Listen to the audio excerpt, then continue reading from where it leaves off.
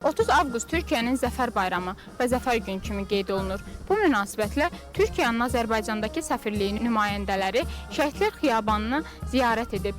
Tədbir Azərbaycan və Türkiyənin dövlət himnlərinin səsləndirilməsi ilə başlayıb, səfrin çıxışı ilə davam etmişdir. Mete Şamil Öztürk ben. Yapı Kredi Bankası Azerbaycan Genel Müdürüyüm. 30 Ağustos Zafer Bayramı bizim için önemli bayramlarımızdan biri. Gazi Mustafa Kemal Atatürk önderliğinde bütün şehitlerimize gani gani rahmet diliyoruz. Bu zaferle birlikte biz yurt toprağımızı düşmanlardan temizledik. Bugün kardeş ülkemizde bunu kutlamanın büyük bir mutluluğu ve onurunu yaşıyoruz. Azerbaycan'ın şehitlerine de, Türkiye şehitlerine de gani gani rahmet diliyoruz, güzellikler diliyoruz. Bundan sonraki ülkemizde yaşayan herkese. Bakıda Türkiyənin 30 avqust Zəfər Bayramı münasibətilə Türk şəhidliyi ziyarət olunub.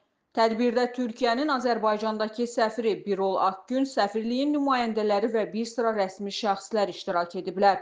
Əvvəlcə Türk şəhidliyi abidəsinin önünə əklil qoyulub, daha sonra Azərbaycan və Türkiyənin dövlət himnləri səsləndirilib.